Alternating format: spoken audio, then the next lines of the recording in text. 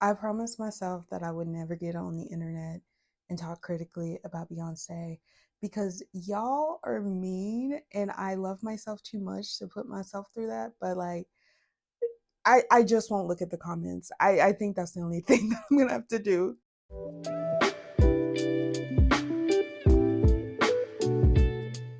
Hey y'all, welcome back to my channel. I am Leah and I have felt summoned this past month. Like when Beyonce did her performance at the NFL at the end of 2024, a lot of people were like, this is propaganda and her whole country album is propaganda. And as someone who has said before, all media is propaganda, including the music that you listen to, when I heard the question, is Beyonce spreading propaganda? It was like, yes, of course she is. Most artists are. But then, as always, I'm like, it's deeper than that. It's not just the country album. Beyonce has been spreading propaganda. And in order to really dig deep into that, we have to have a history lesson. I'm going to give you a disclaimer. I'm not a historian. So before you come for me and be like, you dumb fucking bitch, I can't believe you don't understand the not a historian. Not a historian. Doing my best with the sources I have. I will put those below so you can read those sources as well and not take my word for it. Never take my word for anything. Always, always, always think for yourself. In the 1600s, in Jamestown, Virginia, there was this white wealthy man named Bacon. Bacon was beefing with his cousin-in-law, who was the governor of Virginia, and his name was Berkeley. So Bacon wanted to be in charge of like killing indigenous people. I'm not saying this was good history, but he wanted to be in charge of killing indigenous people. Berkeley wouldn't appoint him. So instead he's like, I'm going to gather my own militia group and we're going to go around and we're going to protect Jamestown from the savage indigenous people who are trying to attack us, trying to attack them because they're stealing land.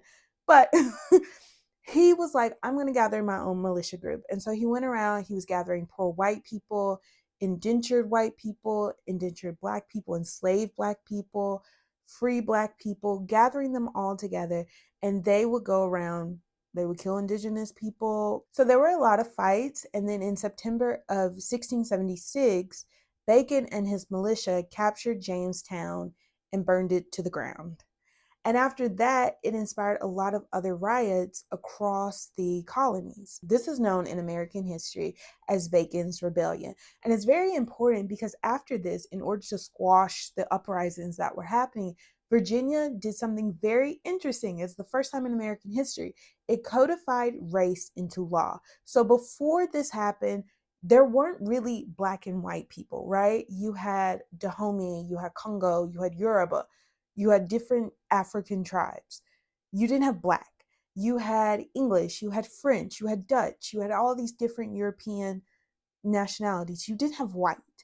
But after Bacon's Rebellion, it is the first time that we see blackness and whiteness codified into law. So for black people who were currently enslaved, you would permanently be enslaved. Before then, you could work off your slavery. Some people were even sent back to Africa.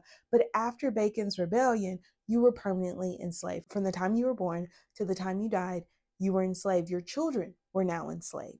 You would be enslaved forever. For free black people, there were restrictions on your ability to bear arms and how much land you were able to acquire. There were now the color codes, which made it illegal for black and white people to mingle. And at the same time, white people were giving privileges at this time. So whiteness became this tool of class ascension, and white people were able to go up the social ladder at the expense of black people. All of these jobs are opening up, right?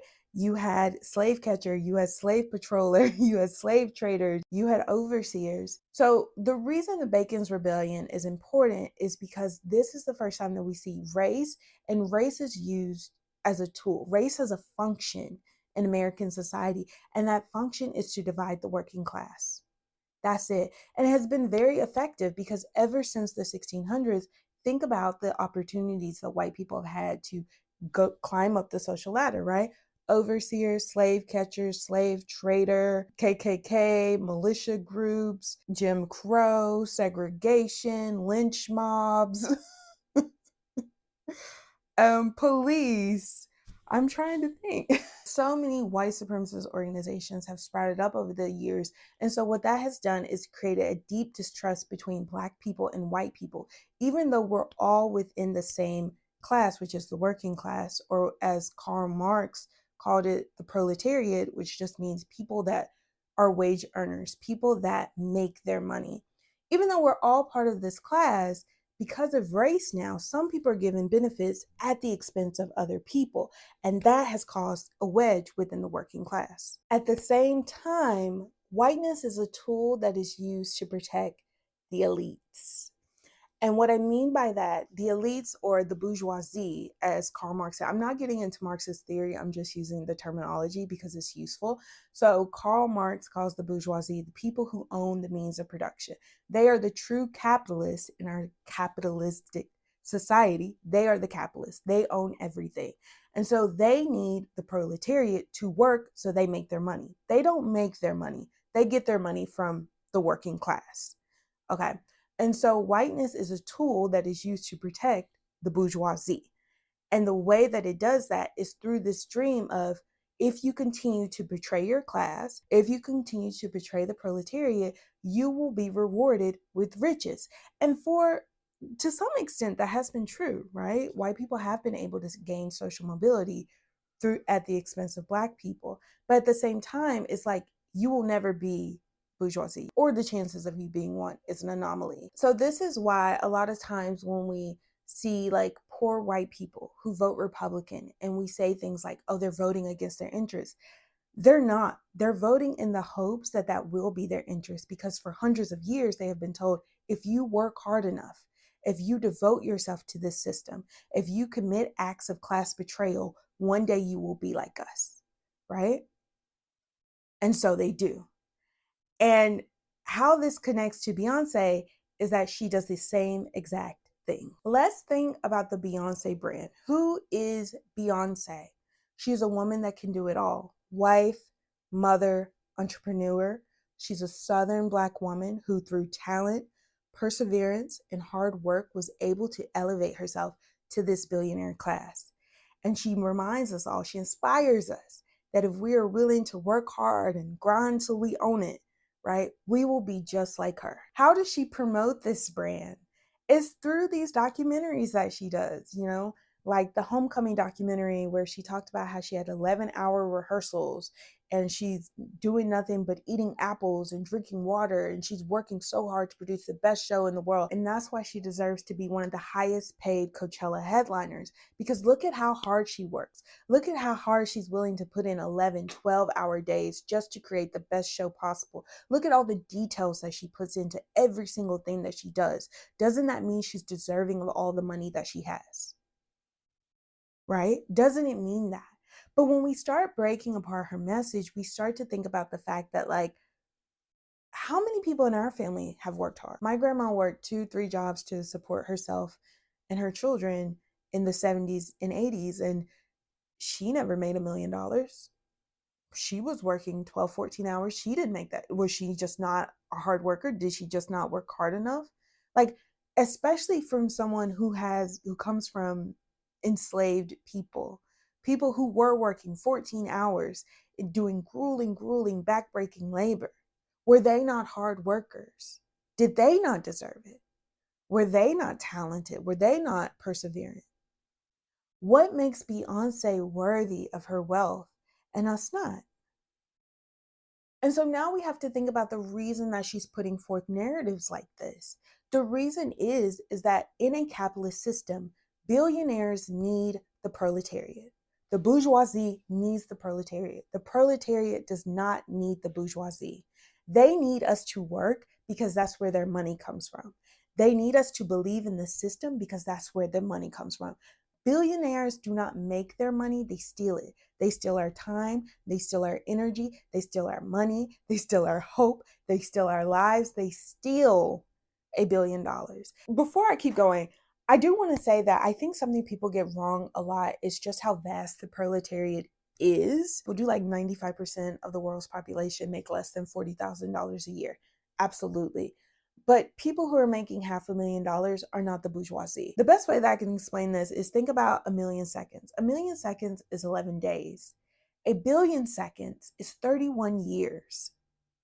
Think about that in terms of food, right? A millionaire has 11 days worth of food stored up.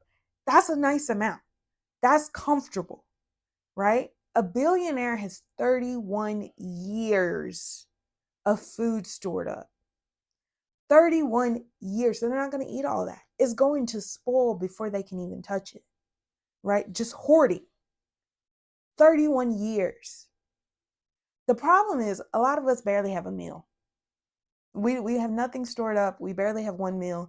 And so we look at someone who has 11 days worth of food and it's like, oh my God, they have so much. They must be the bourgeoisie. No. They're comfortable. We all should be comfortable, right? But we are not allowed to be comfortable because we live in a capitalist system which benefits, which favors capitalists. It favors the people who owns the means of production. And so it requires us to work and they to steal the profit from our labor. It is a system that is founded, well, I wouldn't say founded, but it is a system that is heavily influenced by slavery because they have done this for centuries. A majority of the people do a bulk of the work. Millions of people do a bulk of the work. Only 100 people benefit from it. And it can be hard to be like, well, Beyonce worked hard for her money. Yes, but again, you do not earn $1 billion. A lot of what she has put forth to us is this idea that she has earned it. She's worked hard. She's grinded for it. And we see her working all the time. She's always showing us her working. But that's to put forth the narrative that she deserves the money. Does she work 11-hour days, 365 days a week? No.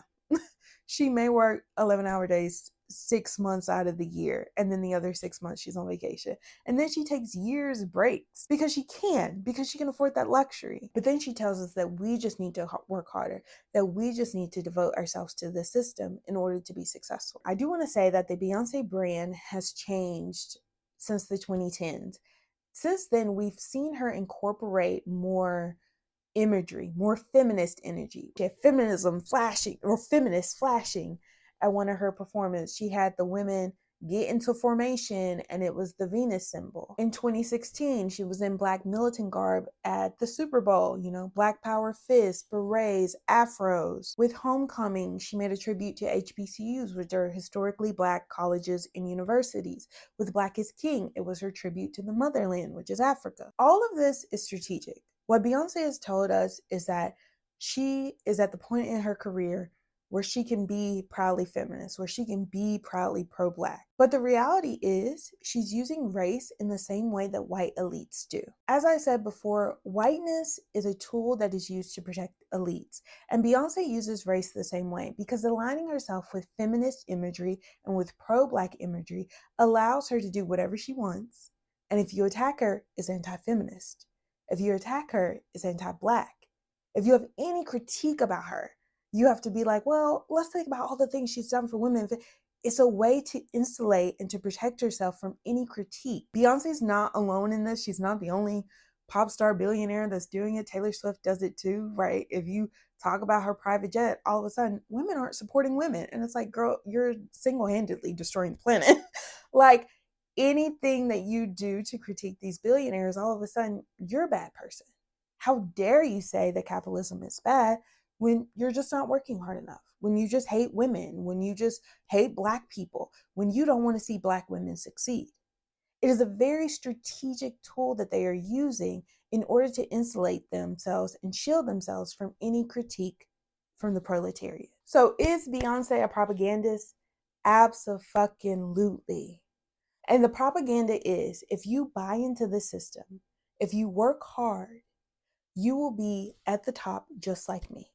And anybody who doesn't agree with me, they're anti-black, they're homophobic, they hate women, they just aren't hard workers, they're lazy.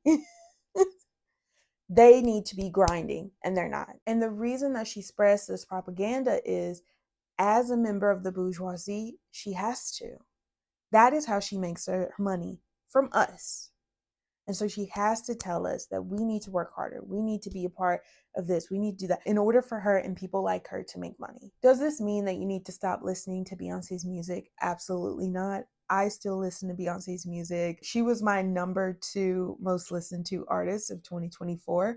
I will continue to listen to Beyonce's music, but it's important to be aware of propaganda so that way you can create a buffer against it. So that way when it's coming into you, you can be like, actually, no, I don't agree with this is propaganda. I'm not accepting this. And with Beyonce, we got to really think about a woman who said with her full chest, I'd rather die young than live my life without you.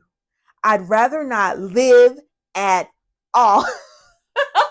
Like, is this really a woman that we want to passively?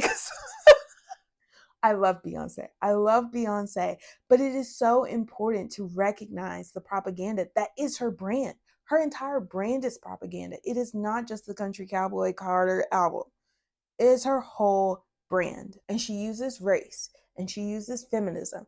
And now with the Renaissance album, she can use homophobia. She can use all of these different movements to shield herself, to create us to be the foot soldiers for her and attack anyone who has any questions about her position in society. And I think the funny part about all of this, right, is that when you tell the Beehive this, they automatically want to be like, oh, Beyonce's not doing all that. But it's like you say time and time again, Beyonce is so strategic. She's so detail oriented.